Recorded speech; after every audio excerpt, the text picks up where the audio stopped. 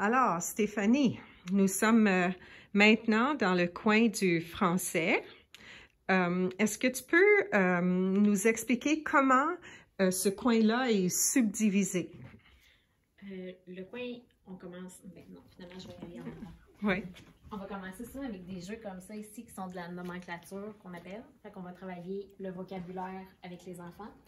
On va faire des comptines, des poèmes, des mots qui riment, des mots contraires, tout ça à l'oral. Peux-tu me décrire ou des jeux comme ça. Donc, on fait un volet oral en premier. Puis l'oral, est-ce que tu pourrais dire que c'est une conscience des sons, la conscience phonologique? Oui. OK. On commence déjà aussi... souvent avec les enfants, je vais chercher un enfant dont le prénom commence par un pour aller chercher la boîte à lunch. On fait déjà des jeux comme ça. C'est très bon, même à 3 ans. Ah, puis je suis intéressée, tu parles de plutôt que M. Oui, on travaille les sons des lettres. On travaille la manière phonétique avec des lettres rugueuses. Donc, quand on dit que tout est relié dans le matériel de Maria Montessori, par exemple, la lettre, elle est rugueuse, donc on se réfère à la vie sensorielle là-bas avec les plateaux que Sylvie elle vous a montré de lire, c'est rugueux.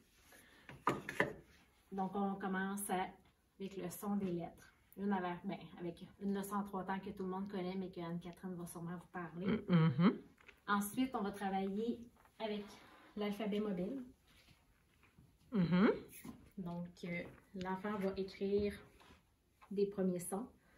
Ensuite, on va travailler avec des boîtes d'objets qu'on appelle, nous, des mots roses. Donc, on va travailler avec des mots qu'on appelle phonétiques courts.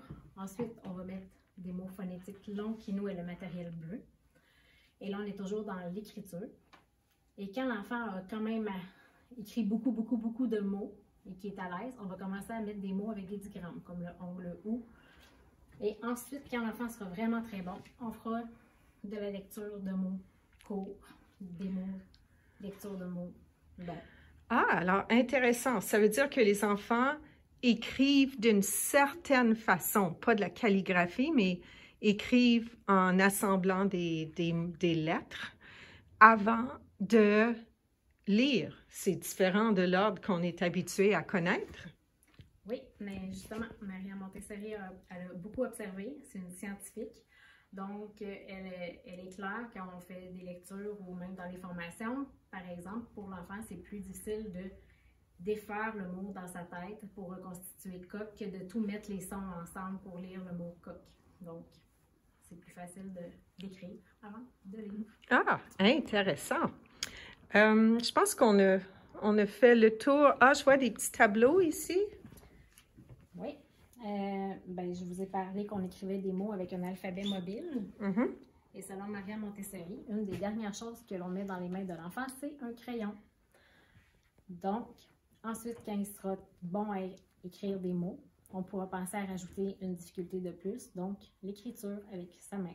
On peut commencer par une craie ou écrire dans le sable en premier, même, tracer des lettres, pour ensuite aller dans les formes à dessin avec un crayon.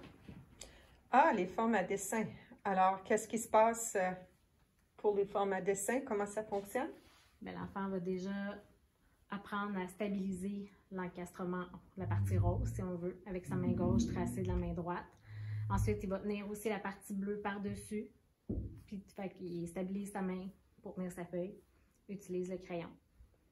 Oh, merci. Puis, j'ai une petite image que j'aimerais vous montrer pour voir, pour que vous puissiez voir jusqu'où ça peut mener. C'est un adulte qui l'a fait, mais on voit comment on a pu assembler plusieurs cercles ensemble pour donner un motif différent. Alors, ça, c'est une progression qui pourrait se faire au primaire ou avec des adultes. Alors, une chose intéressante de voir que il y a toujours un moyen de faire plus, de progresser plus loin.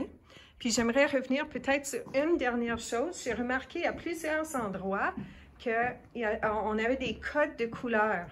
Pouvez-vous, j'ai même remarqué en vie pratique, puis avec le matériel sensoriel, pourquoi est-ce que Maria Montessori a voulu amener les codes de couleurs?